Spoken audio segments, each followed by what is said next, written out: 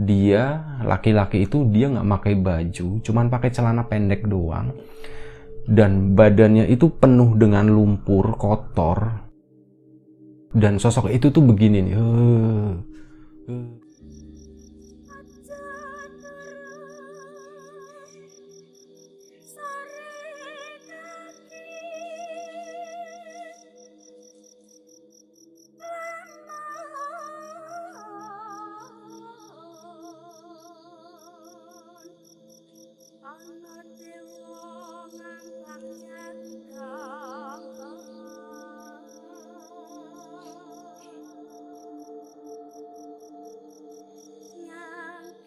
Sebelum kita ke cerita, seperti biasa gue pengen ngucapin banyak-banyak terima kasih buat kawan-kawan subscriber semuanya.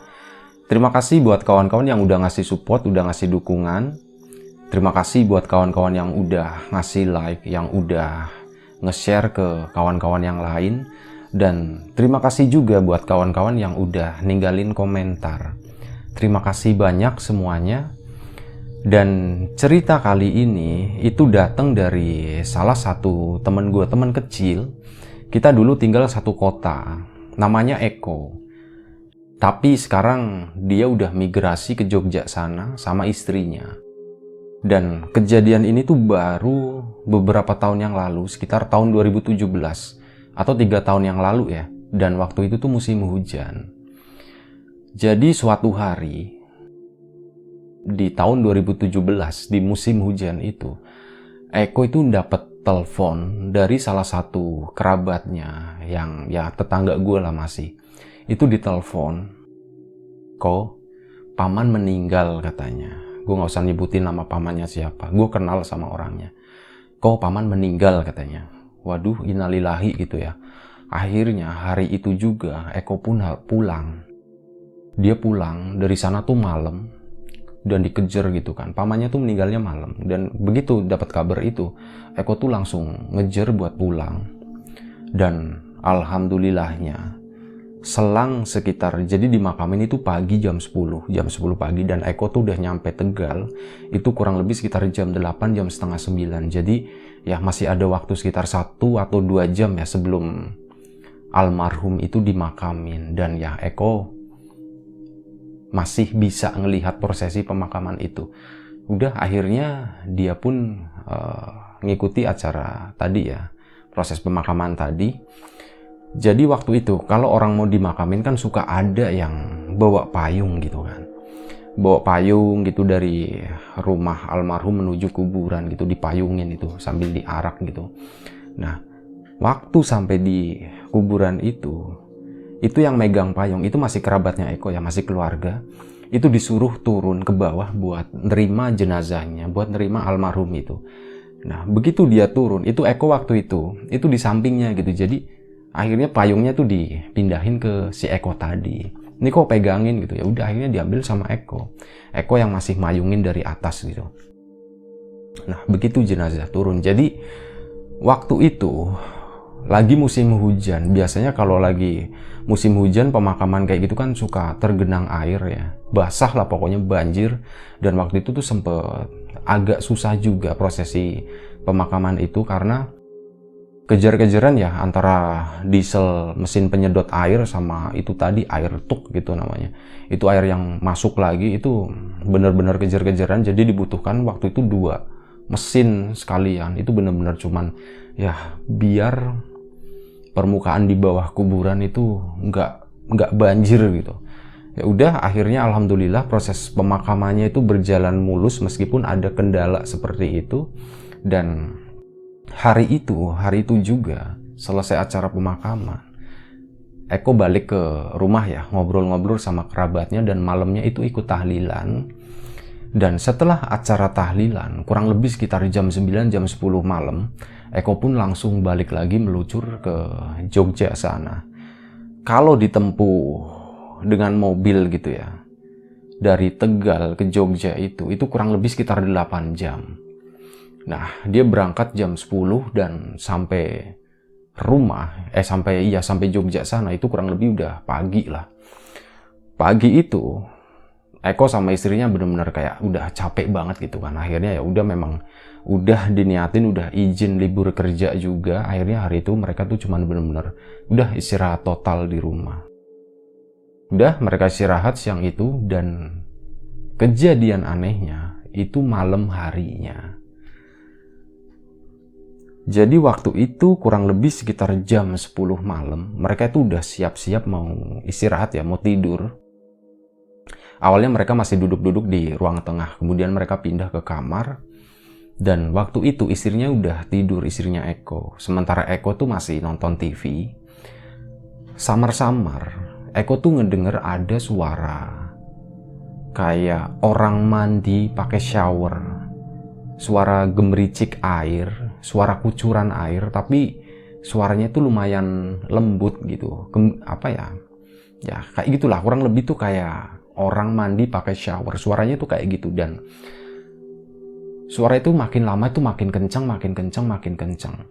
Dan waktu di kamar itu, Eko tuh sempet nengokin, wah ini hujan ya? Karena lagi musim hujan kan. Nah pas ditengok, wah nggak hujan, ini suara dari mana? Akhirnya Eko pun keluar kamar, dan arah suara itu tuh dari arah belakang rumah. Akhirnya Eko ngecek ke kamar mandi, takutnya kamar mandinya ngisi air lupa dimatiin gitu kan. Dicek kamar mandi, ternyata enggak, kerannya tuh nutup gitu. Wah, ini di mana lagi nih gitu. Dia coba dengerin lagi, dan ternyata suara itu tuh datangnya dari bener-bener belakang rumah, itu di area jemuran gitu. Itu di luar rumah suara itu. Dia tuh mikirnya gini, di belakang rumah itu nggak ada keran sama sekali. Ini suara suara air itu datang dari mana gitu. Itu dia awalnya sebenarnya udah curiga sih. Tapi itu dia karena penasaran, ini suaranya tuh kencang banget gitu. Suara kencang banget dari arah jemuran. Dan itu bikin dia penasaran, dan waktu itu tuh dia sama sekali nggak berpikir yang macam-macam ya. Akhirnya dia pun menuju ke arah belakang, dia buka pintu. Cekrek, pas dibuka, di situ dia kaget banget. Dia istighfar katanya berkali-kali. Astagfirullahaladzim. Dan dia tuh benar-benar kayak ketakutan. Dia nggak bisa gerakin badan selama beberapa detik ya, karena shock ngelihat apa yang ada di depan mata dia. Jadi si Eko itu ngelihat ada sosok laki-laki kurus, dan dia familiar dengan sosok itu. Itu adalah sosok almarhum pamannya. Dia, laki-laki itu, dia nggak pakai baju, cuman pakai celana pendek doang, dan badannya itu penuh dengan lumpur kotor. Dan sosok itu tuh begini nih, kayak gitu, kayak lumpurnya tuh digosok-gosokin ke badan dia gitu, sambil ngeluarin suara-suara yang serem itu ya, suara merintih gitu, sambil kayak gini, sambil mukanya tuh ngeliatnya ke atas katanya. Lihat kayak gitu, Eko langsung, setelah dia berhasil menguasai dirinya, dia langsung udah lari masuk ke dalam rumah. Pintunya dibiarin terbuka ya. Udah dia masuk ke dalam rumah, langsung masuk ke dalam kamar. Di situ dia udah nggak berani keluar lagi. Istrinya udah tidur. Dia tuh tadinya bener-bener pengen banget cerita ke istrinya, tapi daripada nanti bikin repot, istrinya jadi ketakutan, dia jadi gimana, nggak bisa tidur, malah ya udahlah biarin aja. Dan setelah beberapa jam gitu ya, setelah Eko masuk ke kamar, itu suara itu tuh udah hilang, udah nggak ada lagi gitu. Akhirnya Eko pun udah, setelah ya beberapa jam kali ya, dia pun bisa ketiduran, dia bisa tidur malam itu. Dan pagi harinya baru Eko cerita ke istrinya, "Mah, semalam itu ada sesuatu yang aneh terjadi." Jadi gini, Eko sama istrinya tuh belum punya anak ya. Waktu itu tahun 2017 itu belum punya anak, dan waktu itu mereka udah nikah sekitar 4 atau 5 tahun. Tapi kalau sekarang 2020, alhamdulillah mereka itu udah dikaruniai anak. Oke, itu intermezzo aja, informasi tambahan. Jadi mereka di rumah itu tuh cuman tinggal berdua doang, bahkan nggak ada pembantu sama sekali. Nah, udah pagi itu cerita kalau Eko tuh ngalamin kejadian yang aneh semalam, kejadian yang serem. Ya, tapi kamu jangan terus nanti takut kayak gitu ya. Intinya kayak gitulah. Eko tuh pesan sama istrinya, kamu jangan jadi takut nanti. Iya, santai aja gitu. Emang apaan, ada apaan gitu. Jadi semalam pas kamu udah tidur, aku kan lagi nonton TV. Tiba-tiba ada suara gemericik air. Terus ya udah, aku cek ke belakang gitu kan. Pas dicek kamar mandi semuanya normal, dan ternyata suara itu tuh datangnya dari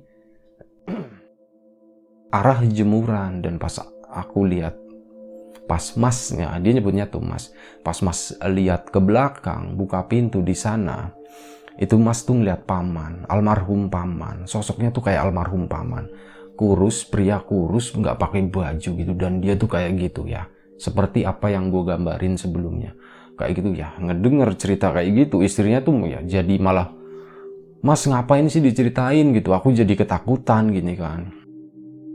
Ya udah, kamu santai aja, tenang aja gitu, itu kan cuman ya mungkin akunya aja kali halusinasi. Ekonya tuh kayak gitulah, menghibur istrinya tuh kayak gitu.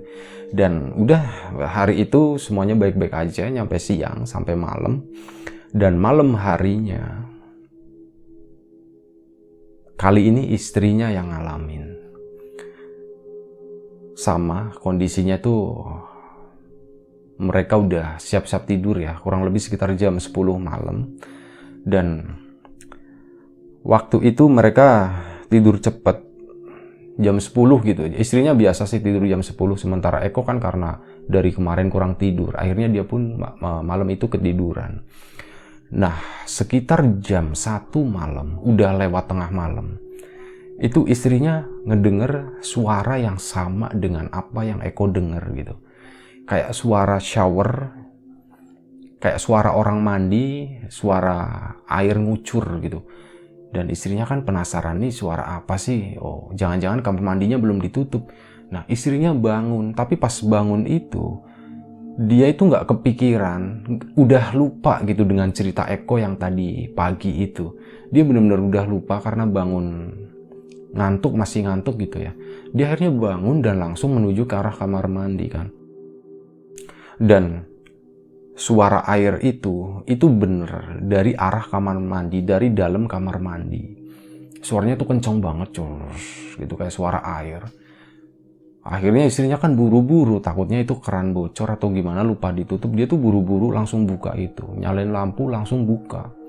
Dang, begitu pintunya dibuka, istrinya tuh teriak-teriak. Dan gak lama setelah itu dia pingsan. Jadi istrinya itu ngelihat sosok yang sama. Seorang laki-laki yang penuh lumpur, gak pakai baju. Itu kayak gitu, gini. Kayak gini, kayak sambil gosokin lumpurnya ke badan. Itu di kamar mandi, di dalam kamar mandi situ.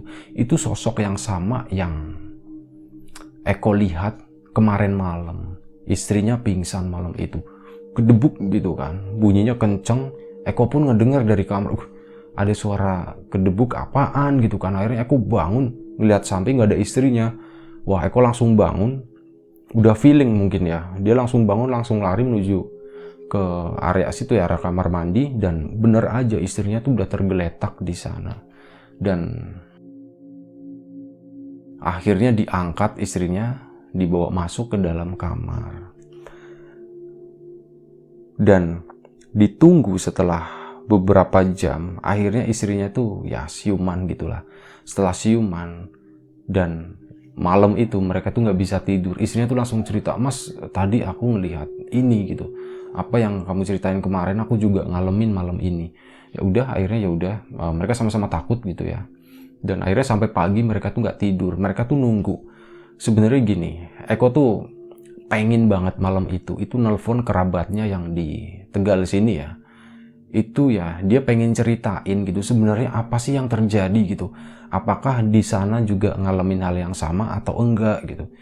Dan dia nunggu pagi, dan pas udah selepas subuh gitu sekitar jam 5, jam setengah 6, Eko pun langsung nelpon ke kerabat yang ada di sini, yang ada di Tegal.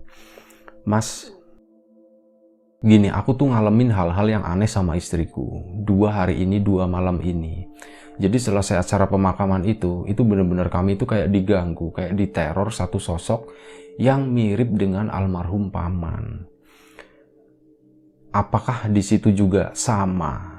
Ada kejadian seperti itu atau enggak? Nah, kata kerabat yang di sini itu tuh bilang nggak ada sama sekali. Alhamdulillah semuanya tuh baik-baik aja, nggak ada gangguan, nggak ada apa-apa sama sekali. Intinya kayak gitu. Dan akhirnya si Eko pun lah, terus ini aku gimana nih mas? Ini aku gimana nih? Aku piye iki? Nah terus akhirnya si kerabatnya pun bilang gitu, ya udah nanti gini aja kok. Nanti coba aku tanyain ya ke orang yang ngerti begituan gitu. Dan dia pun nanya, ada tetangganya dan gue kenal juga orangnya.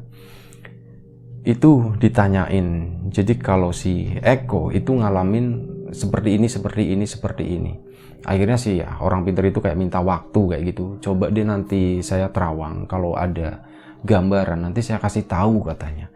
Dan setelah beberapa saat, si orang pintar tadi itu bilang, coba tanya ke Eko deh, dia tuh bawa apaan sih dari sini gitu. Ada sesuatu yang dia bawa atau enggak? Nah, akhirnya si kerabatnya itu pun langsung nelpon Eko kan. Kok kamu itu bawa sesuatu dari sini enggak katanya. Wah mas, yang bener aja mas, maksudnya saya tuh maling gitu, bawa sesuatu dari situ, ngambil sesuatu dari situ. Enggak, bukan itu maksudnya. Kamu ada sesuatu yang enggak sengaja kamu bawa enggak dari sini gitu, yang berhubungan dengan almarhum, yang berhubungan dengan apalah pokoknya. Yang ya intinya yang dengan prosesi pemakaman atau apa gitu. Ya Eko tuh kekeh waktu itu, nggak ada mas, sumpah gitu. Aku tuh nggak bawa apa-apa gitu, cuman bener ya udah aku kesana ngelayat, habis itu pulang ke sini nggak bawa apa-apa. Coba dipikirin lagi, coba dicari lagi, coba diinget-inget lagi deh kata si masnya itu yang di sini ya. Udah akhirnya hari itu ditutup teleponnya, selesai. Dan Eko tuh mikir itu lama, berjam-jam Eko mikir, apa ya dia bawa apa gitu. Itu sampai dicek kopernya, dibuka, itu ya nggak ada, semuanya tuh barang-barang dia. Termasuk di badan dia apa namanya kayak ngeliatin jarinya, katanya kali aja cincin atau apa, juga nggak ada. Dan dia akhirnya coba ngecek ke mobilnya. Waktu dicek ke mobilnya, dia buka kan pintu belakang. Dia tuh sempat mikir beberapa menit gitu ya, apa yang kebawa ya. Dan mata dia itu berhenti tertuju pada satu benda, yaitu payung. Ada 2 payung hitam di sana, yang sebenarnya punya Eko itu cuma 1. Jadi payung hitam tuh payung model lama, yang payung ukurannya besar, yang ujungnya itu pakai logam ya, yang bawahnya tuh melengkung begini. Biasanya tuh kayak pakai plastik warnanya putih. Nah itu kayak gitu, pokoknya payung gaya lama lah, payung model lama waktu itu. Dan Eko di situ baru ngeh gitu, astagfirullahaladzim, ini adalah payung yang dia pakai, payung yang dia bawa waktu prosesi pemakaman almarhum pamannya gitu. Buru-buru langsung diambil sama Eko dan langsung nelpon ke masnya yang ada di Tegal lagi. Mas, ini mas, aku nggak sengaja, nuwun sewu, bener-bener sumpah nggak sengaja. Ini ada payung yang kebawa gitu, dan payung ini itu adalah payung yang dipakai pas acara pemakaman. Nah kata si masnya, nah bener kan, sebentar ya kok ya, nanti aku telepon balik gitu. Jadi masnya itu langsung manggil ke orang pinter tadi, dan di situ ditelepon bareng sama orang pinternya. Kok ini mending ngobrol langsung sama orang pinter, sama si mas ini gitu ya. Nah, akhirnya Eko pun ngobrol sama orang pinter tadi. Dan intinya, orang pinter tadi tuh bilang, Mas Eko, mending sampean langsung bawa ke sini aja deh, nggak usah pakai lama-lama. Karena kemungkinan kejadian ini tuh akan terus berlanjut sekitar 7 hari. Daripada jenengan itu, daripada Mas Eko tuh diteror terus selama 7 hari ke depan. Dan ini baru ngelewati 2 malam ya, 2 hari ya. Nah, masih ada 5 hari lagi. Daripada diteror itu tadi terus-terusan, mending selagi sempat secepatnya bawa aja ke sini payungnya. Ya, terus Ekonya iseng gitu kan.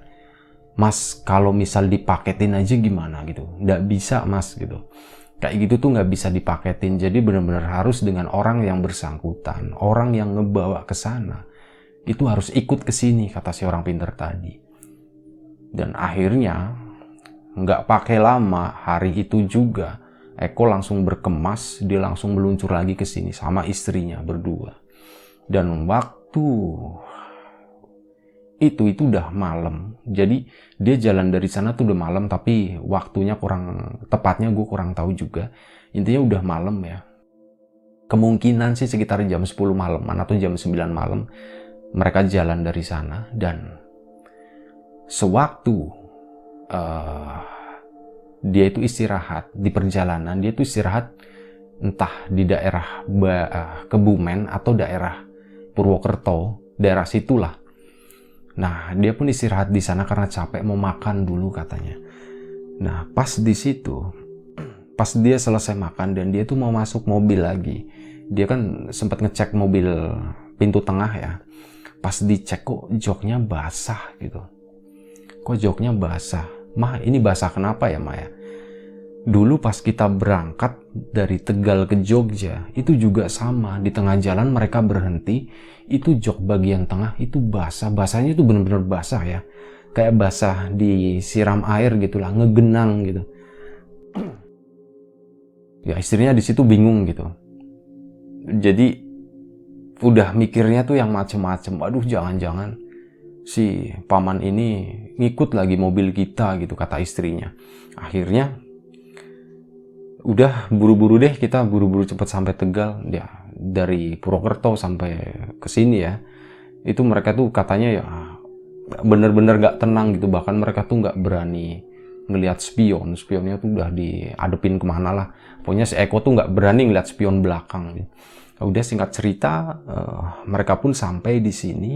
Dan pagi itu mereka sampai di Tegal ya.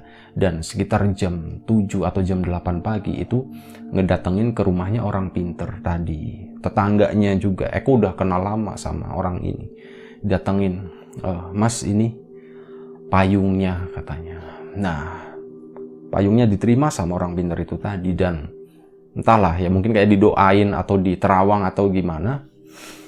Nah, kata orang pinter tadi, jadi gini Mas, sebenarnya nggak ada masalah sama sekali gitu dengan payung ini yang kebawaan jenengan setelah pemakaman. Itu nggak ada masalah sama sekali. Semuanya normal, sebenarnya biasa aja kayak gitu. Tapi ini ada jin yang iseng. Ini bener-bener iseng nih. Jadi sosok pamannya jenengan, almarhum pamannya sampean, yang sampean lihat malam itu sama istri itu bukan almarhum, itu adalah ulah jin tadi. Jadi jin tadi tuh ngikut nempel di payung itu katanya. Dan dia ngeganggu. Jadi itu bukan sosok almarhum, itu adalah sosok jin yang iseng. Karena harusnya ya kayak gini tuh biasa aja, nggak ada masalah sama sekali kata orang pinternya. Tapi ini ya insya Allah semuanya udah beres, semuanya udah nggak masalah. Ini udah saya bersihin, udah dipagerin lah. Insya Allah jenengan nggak apa-apa. Ini kalau misal mau pulang aja juga nggak apa-apa katanya. Ya udah, ternyata jadi gini. Kenapa payung itu bisa sampai kebawa sama si Eko tadi? Eko sempet akhirnya cerita gitu kan sama si masnya sama orang pinter tadi. Jadi gini, waktu itu pas pemakaman itu dia dipindah tangan ya sama saudaranya yang disuruh turun ke bawah waktu itu. Nah, itu payungnya diterima sama Eko. Eko pas pulang itu ngibrit aja, cukup tutup payung, diikat, udah dia bawa jalan gitu dengan santainya. Dan waktu itu dia langsung buka mobil dan payung itu dimasukin gitu. Dia tuh lupa karena payung yang itu dengan payungnya Eko itu hampir sama gitu.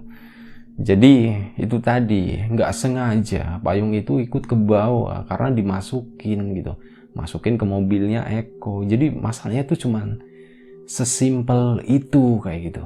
Tapi jadi runyam, jadi memberikan satu pengalaman tersendiri, pengalaman yang nggak enak lah ya, pengalaman yang serem.